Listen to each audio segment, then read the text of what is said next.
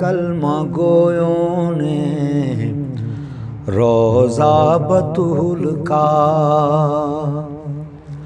ڈھایا ہے کلمہ گویوں نے روزہ بطول کا، جنت میں سوگوار ہے، جنت میں سوگوار ہے بابا بطول کا، ڈھایا ہے کلمہ گو۔ اعوذ باللہ من الشیطان الرجیم، بسم اللہ الرحمن الرحیم، اللہم صلی علی محمد وعلی محمد۔ قائم ٹی وی کینیڈا کی ٹرانسمیشن دیکھنے والے تمام ناظرین کو پروگرام عالم آن قائم سے سجاد شاہ جی کی طرف سے السلام علیکم۔ ناظرین گرامی، آج کا پروگرام 8 شوال کے حوالے سے ہے۔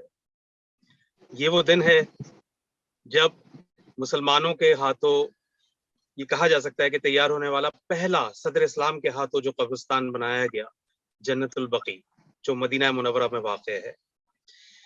اس قبرستان کو حرم اہل بیت بھی کہا جاتا ہے، مشہد اہل بیت بھی کہا جاتا ہے۔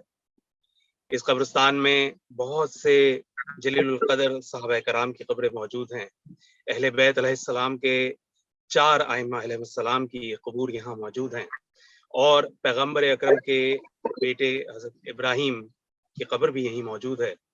انصار میں سب سے پہلے یہاں پہ سعد ابن زرارہ کی تدفین ہوئی، اور مہاجرین میں سب سے پہلے عثمان بن مظعون یہاں پہ دفن ہوا ہے۔ بڑی اہمیت کا حامل ہے یہ قبرستان، اور آج کا دن اسی کی مناسبت سے ہے۔ اس موضوع پہ گفتگو کے لیے، انہدام جنت البقیع، اس موضوع پہ گفتگو کے لیے ہماری خوش نصیبی ہے کہ ہمارے ساتھ ایک انتہائی قابل اور عالم شخصیت موجود ہیں۔ آپ کا نام کسی تعارف کا محتاج نہیں ہے۔ ہمارے ساتھ موجود ہیں جناب علامہ سید جواد عابدی صاحب۔ السلام علیکم قبلہ۔ وعلیکم السلام ورحمۃ اللہ، کیسے مزاج؟ الحمدللہ، آپ آقا کیسے ہیں؟ خیریت سے ہیں؟ احسان ہے پروردگار کا، شکر ہے۔ ماشاءاللہ، پروردگار آپ کو سلامت رکھے۔ آقا میں سب سے پہلے تو یہ چاہوں گا کہ اس بات پہ ذرا سی روشنی ڈالیے گا کہ قبرستان کی کیا اہمیت ہے؟ قبرستان اتنا اہم کیوں ہے؟ اعوذ باللہ السمیع العلیم من الشیطان الرجیم وبہ نستعین وہو خیر الناصرین والمعین والصلاۃ والسلام علی محمد وآلہ الطاہرین، اما بعد فقد قال اللہ سبحانہ وتعالی وفی محکم کتاب المجید، بسم اللہ الرحمن الرحیم، افحسبتم انما خلقناکم عبثا وانکم الینا لا ترجعون، صدق اللہ العلی العظیم۔ 8 شوال المکرم انہدام جنت البقیع پہ تمام امت مسلمہ، تمام مومنین کی خدمت میں سب سے بڑھ کر حضرت حجت روحی بارواہنا لہ الفدا کی خدمت میں تعظیم پیش کرتے ہیں اور دعا کرتے ہیں کہ پروردگار جنت البقیع کی اسباب کی تعمیر جلد از جلد مہیا فرمائے، تاکہ مسلمانان عالم ان زیارات سے مشرف ہو سکیں اور ان سے فیض حاصل کر سکیں۔ قرآن مجید برہان رشید کی سورہ عنکبوت کی ابتدائی آیت کا ایک ٹکڑا تلاوت کیا ہے، اور آپ کے سوال کے حوالے سے اس کی طرف آؤں کہ قرآن مجید برہان رشید نے ارشاد فرمایا، افحسبتم انما خلقناکم عبثا، کیا تم لوگوں نے یہ گمان کر رکھا ہے کہ ہم نے تمہیں عبث اور بیکار اور بے مصلحت پیدا کیا ہے، وانکم الینا لا ترجعون، اور کیا تم اپنے رب کی بارگاہ میں پلٹائے نہ جاؤ گے؟ یقیناً یہ پروردگار عالم نے استفہام انکاری کے عنوان سے انسان کے گنہگار نفس کو جھنجھوڑنے کے لیے اس سے یہ لہجہ اختیار کیا کہ کیا تم اپنے رب کی بارگاہ میں لوٹائے نہ جاؤ گے؟ ترجعون کا جو لفظ آیا تو پورے قرآن مجید میں یہ لفظ کئی مقامات پر موجود ہے۔ خود ترجعون موجود ہے، کہیں پہ ترجعون موجود ہے، کہیں راجعون موجود ہے، کہیں پہ ارجعون موجود ہے، کہاں پہ رب پہ، کہیں پہ رب ارجعونی موجود ہے۔ اسی طریقے سے یہ جو لفظ ہے نا، رجوع، ارجع، راجعون، ترجعون، مرجع، پلٹنا، لوٹنا، یہ وہ الفاظ ہیں کہ جو انسان کو قدم قدم پہ انڈیکیٹ کرتے ہیں کہ وہ یہاں رہنے کے لیے نہیں آیا ہے، اسے یہاں سے کہیں پلٹ کے واپس آنا ہے۔ اور اردو کی نزاکت و نفاست یہ ہے کہ آپ ذرا غور فرمائیں کہ پلٹا وہاں جاتا ہے جو انسان کا مرکز ہوتا ہے۔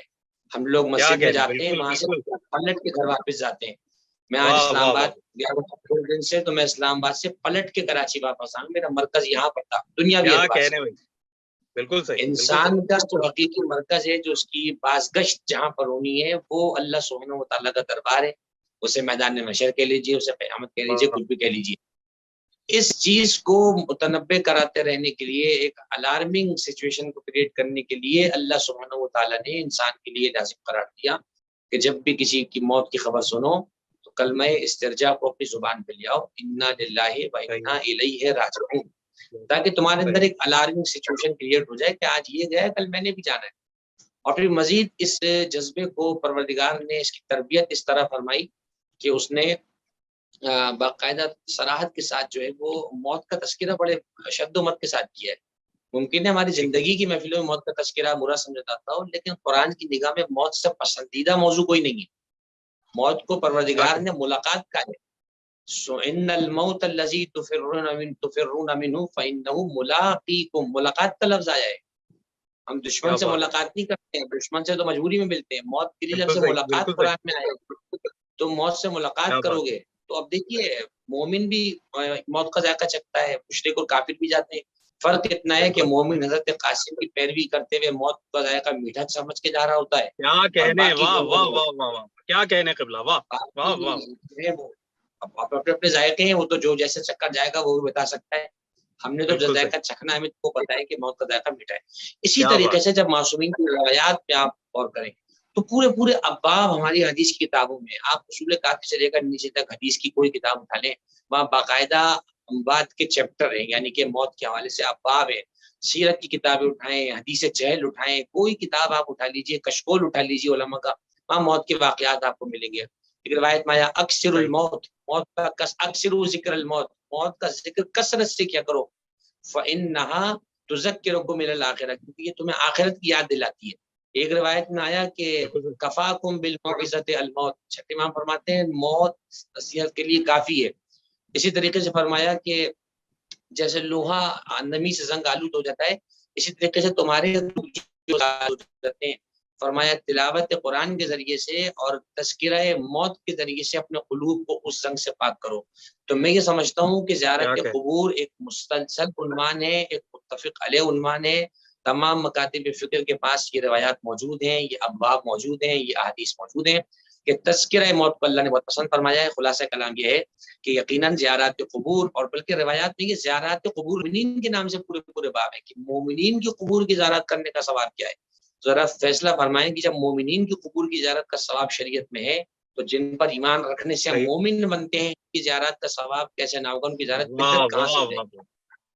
ٹھیک ہے، تو میں یہ سمجھتا ہوں کہ قبور کی زیارت کرنی چاہیے، اور روایات میں یہ ہے کہ آپ جو ہے شب جمعہ بھی زیارت کریں، جمعے کے روز بھی جائیں، یہ معصومین کی سیرت سے ثابت ہے. سبحان اللہ سبحان اللہ، بہت خوبصورت آپ نے ہماری علمی رہنمائی فرمائی. آغا تو پھر اس پہ بہت آپ نے خوبصورت بات کری کہ مومنین کی زیارت سے اتنا ثواب ہے، تو جن کی نسبت سے ہم مومن ہوئے ہیں، بنے ہیں، مشرف اسلام ہوئے ہیں، مشرف ایمان ہوئے ہیں، ان کی زیارت کا کیا ثواب ہوگا. آغا ہمیں روایت ملتی ہیں رسول خدا کثرت سے جایا کرتے تھے جنت البقیع؟ جی بالکل، ہمارے پاس روایات موجود ہیں، بلکہ عامہ کے پاس بھی روایات موجود ہیں کہ نبی اکرم صلی اللہ علیہ وآلہ وسلم جو ہے وہ احد کے شہداء کی قبور پہ جایا کرتے تھے، ان کے لیے دعائے مغفرت فرمایا کرتے تھے. موطا امام مالک میں روایت موجود ہے، باقاعدہ آپ اپنے کچھ اصحاب کے ساتھ موجود تھے، شہداء احد کی قبور پہ آپ نے ہاتھ اٹھا کے گواہی دی. فرمایا اللہم انی اشہد علی ہؤلاء، پروردگار میں ان پہ گواہی دیتا ہوں، واشہد علی ایمانہم، میں ان کے ایمان کی گواہی دیتا ہوں. تو ایسے میں پیغمبر کی صحابی نے کہا یا رسول اللہ السنا منہم، اس نے کہا رسول اللہ کہ ہم ان لوگوں میں سے نہیں ہیں، ہماری گواہی آپ نہیں دیتے. حضور نے فرمایا مجھے نہیں پتا میرے بعد تم لوگ کیا کرو گے، میں ان کے ایمان کی گواہی دے رہا ہوں جو احد کے لوگ دنیا سے گئے. تو حضور کو پتا تھا امت کی حالت بعد میں کیا ہونی ہے، حضور کو تو قیامت تک کی خبریں، تو حضور کو اپنے جانے کے بعد کی بھی ساری خبریں. خلاصہ کلام یہ ہوا کہ صحابہ کرام کی سیرت ہو، رسول اللہ کی سیرت ہو، ائمہ اہل بیت کی سیرت ہو، اولیاء کرام کی سیرت ہو، صلحاء امت، علماء امت، متقین، صالحین، مومنین، ان سب کی سنت تو یہی ہے. باقی جو نہیں جاتا وہ اپنے آپ کو طے کر لے، وہ ان میں سے تو نہیں ہے، اس کے علاوہ جو ہو سکتا ہے وہ جائے. بہت خوب آغا. تو آغا یہ بات ہمیں پتہ چلی کہ سیرت ائمہ، سیرت معصومین، سیرت رسول اکرم اور اقوال معصومین اور اقوال رسول اکرم سے ہمیں یہ بات کثرت سے پتہ چل رہی ہے کہ قبور کی زیارت کو ہمیں جانا چاہیے. کیا وجہ سمجھتے ہیں آپ، کیا ہوئی یہ وجہ کہ ان قبرستانوں کو ڈھا دیا گیا؟ ایون مکے میں جنت المولا، اس کے بھی مزارات کو اسی طرح مسمار کیا گیا، جنت البقیع کے مزارات کو اسی طرح مسمار کیا گیا. بسم اللہ الرحمن الرحیم. دیکھیے بعض اوقات مولا متقیان کا وہ جملہ بڑا کیونکہ یہ پالیسی میکنگ جملہ ہے. آپ فرماتے ہیں الناس اعداء ما جہلوا، لوگ جس کو جانتے نہیں اس کو دشمن بن جاتے ہیں. تو جن کو یہ چیز واہ پتہ واہ نہیں واہ، اس کو دشمن بنے ہوئے. آج کیا کہہ تشیع کو دشمن نہیں ہے کیونکہ تشیع کو جانتے نہیں. جب تشیع کو جان لیں گے تو تشیع میں وہ جاذبی قوت ہے کہ تشیع پھر کسی کو جان ہی نہیں دیتی ہے. خلاصہ کلام یہ ہوا کیا کہہ کہ دیکھیے بے پہلے شک یہ بات بے یاد شک. رکھیے گا کہ ظاہر سی بات ہے کوئی بھی اگر کام کیا جاتا ہے تو اس کے بیس کے طور پہ یقیناً آپ کو کیا لگ رہا ہے کہ قبرستان جنہوں نے وہاں سے وہ قبور ہٹائیں کیا ان کے پاس کوئی دلائل نہیں ہوں گے؟ جتنے دلائل آپ کے پاس ماننے کے ہیں اس سے زیادہ دلائل ان کے پاس گرانے کے موجود ہیں. اب یہ تو دیکھنا پڑے گا پوسٹ مارٹم کر کر کہ وہ دلائل کس درجے کے ہیں. بالکل صحیح بالکل صحیح. آیتیں ان کے پاس بھی ہیں، آیتیں ان کے پاس بھی ہیں، روایتیں ان کے پاس بھی ہیں. دیکھنا پڑے گا فورینسک لیب میں جا کر، علمی فورینسک لیب، تحقیقی بالکل لیب صحیح ہوتی ہے، اس میں بالکل صحیح. دیکھنا پڑے گا. وہ لفظ یاد آ رہا ہے مجھے، وہ علمی کتابی جو باتیں ہوتی ہیں علمی کتابی، تو پھر علمی کتابی طور پہ دیکھنا پڑے گا جا کر. تو اب اس پہ چاہے کوئی بابا بھی زد میں آئے یا کوئی بھی زد میں آ جائے، علمی کتابی طور پہ دیکھنا پڑے گا کہ آیا قبور کو جانا کیا رہا اور کیا نہیں رہا. یہ تو طے ہے کہ صدر اسلام میں نبی اکرم صلی اللہ علیہ وسلم خود بھی جایا کرتے تھے اور آپ کے صحابہ کرام بھی جاتے تھے. اس کا مطلب اب کوئی بھی اگر خلاف قبور بات کرتا ہے تو اس کا تعلق نہ رسول اللہ سے، نہ صحابہ کرام سے، اور اہل بیت سے تو بالکل بھی نہیں ہے. یہ تو طے ہو گیا. بالکل صحیح جب بالکل اسلام صحیح. کے ان طبقات سے اس کا تعلق ہی نہیں ہے تب آپ کو سوچ لیجیے وہ کیا کہلائے گا. ٹھیک ہے. دوسری بات یہ ہے کہ البتہ کچھ روایات موجود ہیں، ہمارے جو مخالف کیمپ ہے وہاں پہ کچھ روایات پائی جاتی ہیں اور وہ روایات بھی مولا متقیان سے منسوب ہیں. میں منسوب اس لیے کہہ رہا ہوں کیونکہ اس کی نسبت کو ہم تسلیم نہیں کرتے مولا متقیان کی طرف. اس کی نسبت مولا متقیان کی طرف ہے کہ رسول اللہ نے مولا متقیان کو جب یمن کی طرف بھیجا فرمایا یا علی لا تدع تمثالا الا طمستہ، علی کوئی مجسمہ ایسا نہ چھوڑنا کہ تمہیں مجسمہ نظر آئے، مورتی نظر آئے، اسے ڈھا دو. ولا قبرا الا سطحتہ، اور کوئی قبر تمہیں نظر آئے اسے بالکل برابر کر دو. ٹھیک ہے. یہ ایک حدیث جو ہے وہ بنائی گئی. اس حدیث کو بنا کے مولا متقیان سے منسوب کیا گیا کیونکہ قبریں اولاد علی کی گرانی تھی تو منسوب کیا گیا علی سے، تاکہ ہمارے پاس دلیل موجود ہے کہ بھائی آپ کے بڑوں نے کہا گرانے کو، ہم اگر کر رہے ہیں تو غلط نہیں کر رہے ہیں. البتہ اس روایت کو جب آپ تعصب کی اینک اتار کر اور اپنے نام نہاد علمی کتابی خول سے باہر آ کر جب اس روایت کو دیکھیں گے نا انصاف کی اینک سے، پھر آپ کو پتہ چل جائے گا یہ روایت کس درجے کی ہے. پہلی بات تو یہ ہے کہ یہ روایت سندن ضعیف ہے. دوسری بات یہ روایت درایتن جو ہے خلاف ہے، درایت کے خلاف ہے. نمبر 3 اس کے متن میں اضطراب ہے. نمبر 4 اس روایت پر اجماع نہیں ہے، یعنی اس پر متفق نہیں ہے مکاتب فکر، اس پہ صرف ایک طبقہ اتفاق کرتا ہے. نمبر 5 یعنی ان 4 چیزوں کے بعد نمبر 5 اگر اس کی فرض صحت کو تسلیم بھی کر لیا جائے کہ صحیح ہے تب بھی اس سے قبور کا ڈھا دینا ثابت نہیں آئے گا. زیادہ سے زیادہ ان طویل لمبی قبروں کو برابر کر کے نشان کی صورت پہ چھوڑ دینا. اور اسی طریقے سے جو ہے وہ ایک حدیث اور پیش جاتی لعن اللہ یہودن من یتخذ قبور مساجدہ، اللہ یہودوں پہ لعنت کرے جنہوں نے اپنی قبروں کو مسجد بنا لیا. ٹھیک ہے. یہ حدیث ابتداءً موجود تھی. یہودیوں کا مزاج تھا کہ وہ کیا کرتے تھے، اپنے جو رہبان ہوتے تھے، جو احبار ہوتے تھے، ان کے علماء ہوتے تھے، ان کی قبروں کو پوچھتے تھے. سوال یہ پیدا ہوتا ہے رسول اللہ نے 63 برس کی محنت میں اسلام پہنچایا، ائمہ اہل بیت نے اسلام پہنچا کے اس کی عبادت کی، تو آج کا کون سا مسلمان آپ کو ایسا لگ رہا ہے یہودی کہ وہ یہودی بنا چلا جا رہا ہے؟ آپ سارے کام جو ہے وہ باقیوں کے کرنے چاہ رہے ہیں، لیکن آپ چاہ رہے ہیں کہ ہم قبروں کو گرا دیں تاکہ ایسے کوئی کسی کی طرح مسجد نہ بنائے. میں یہ سمجھتا ہوں قرآن مجید برہان رشید میں تو اس کے خلاف بات موجود ہے، اور ہمارے پاس تو قاعدہ موجود ہے جب حدیث قرآن سے ٹکرا جائے تو فردوہ علی الجدار، اسے دیوار پہ دے مارو، ہماری نہیں ہے. اسی طریقے سے آپ جائیے سورۃ الکہف میں جا کر پڑھیں.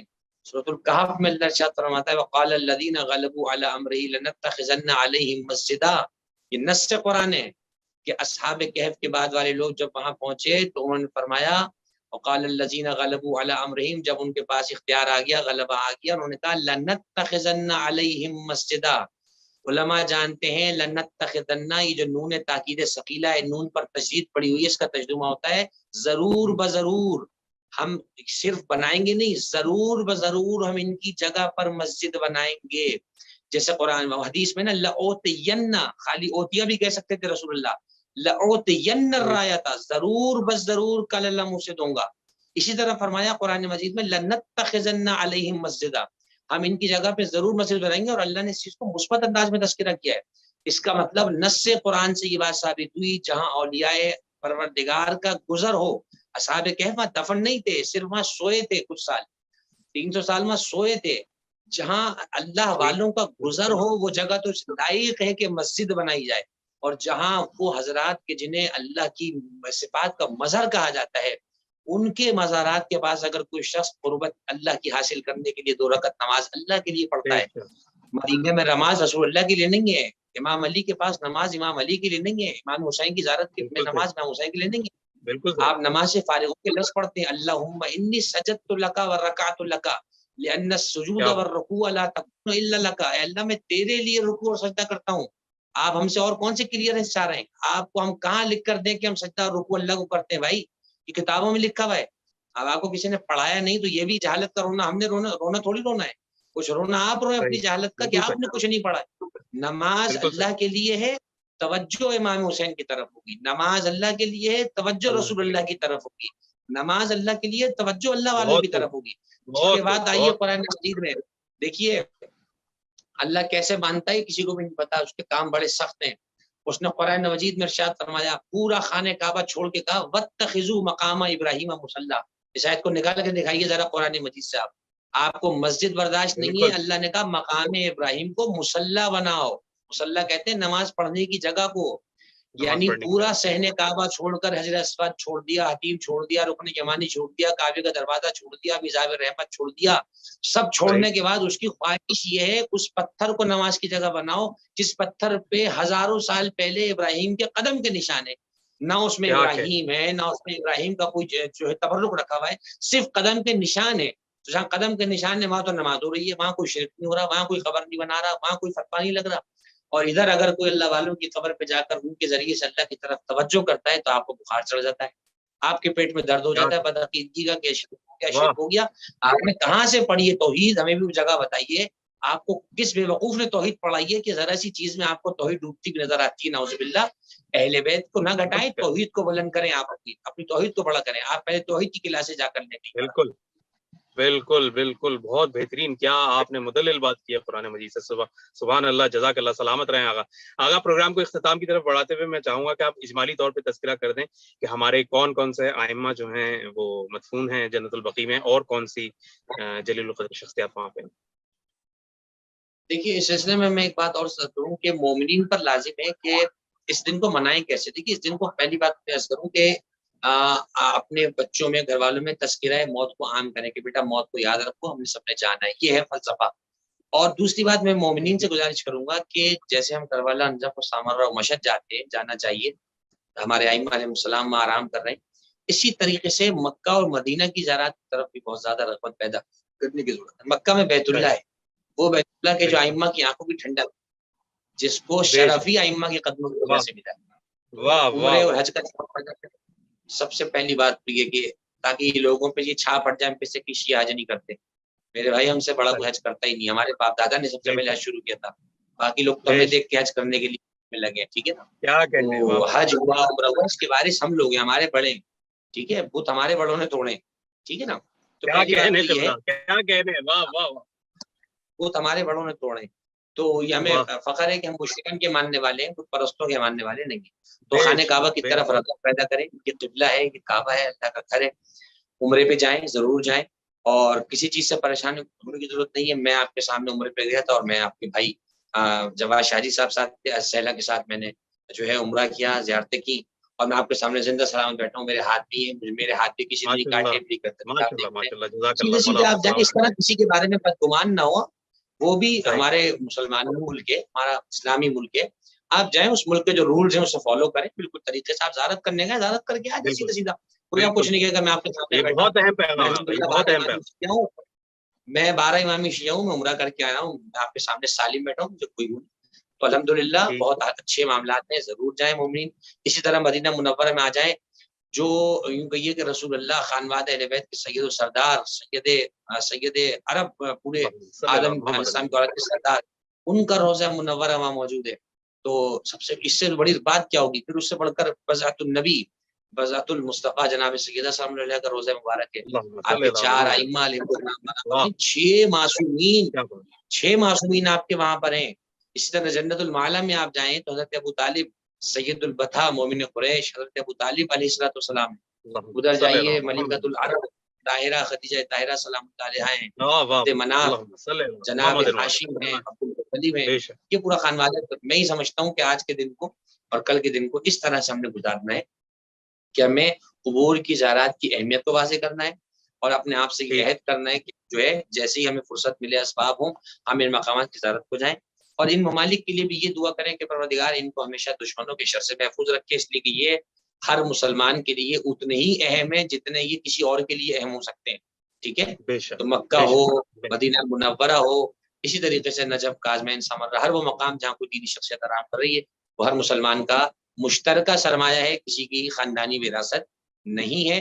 ہم دعا کریں گے کہ اللہ مملکت سعودی عرب ہے، اسی طریقے سے جناب مملکت جتنے بھی مسلمان ممالک ہیں ان سب میں ایسا محبت کا رشتہ قائم کرے کہ دنیا ہم سے قرضہ لیں، ہمیں کسی سے قرضہ نہ لینا پڑے، اور جلد از جلد اللہ جنت تعمیر کے اسباب مہیا فرمائے تاکہ تمام مسلمان اہل بیت کی زیارات سے اور صحابہ کرام کی زیارات سے مشرف ہو سکے. جزاک اللہ آغا، جزاک اللہ. انتہائی خوبصورت اور اہم پیغام، آپ نے بہت خوبصورت ترین بات کری. پروردگار آپ کو جزائے خیر دے. بہت شکریہ آپ کا اس پروگرام میں ہمارے ساتھ آنے کا اور ہمیں ہماری عزت افزائی کے لیے. ہمارے لیے بہت باعث فخر ہے کہ ہم نے آپ کے ساتھ اسکرین شیئر کی ہے. پروردگار آپ کو سلامت رکھے. ناظرین، اس کے ساتھ ہی پروگرام کو جزاک اللہ پروگرام کو اس کے ساتھ ہی اختتام کی طرف بڑھاتے ہیں. ایک شوکت صاحب کے قطع کے ساتھ پروگرام کو اختتام کرتا ہوں کہ 8 شوال کے حوالے سے کہ شوکت یہ صدا آتی ہے سرور کی لہت سے، شوکت یہ صدا آتی ہے سرور کی لہت سے، کوئی تو میرے زخم پہ مرہم ہی لگا دو، یا مرقد زہرا پہ بنا دو کوئی سایہ، یا پھر میری تربت سے یہ گنبد بھی ہٹا دو. ہم دعا گو ہیں کہ جلد از جلد وہاں پہ مزارات کی دوبارہ سے تعمیر ہو اور تمام عالم اسلام میں مسلمانوں میں ایک اتحاد بین المسلمین کی بہت قوت انگیز فضا قائم ہو. الہی آمین.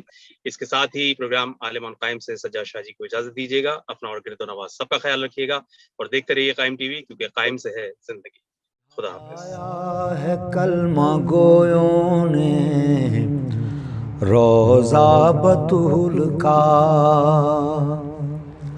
ڈھایا ہے کلمہ گویوں نے روضہ بطول کا.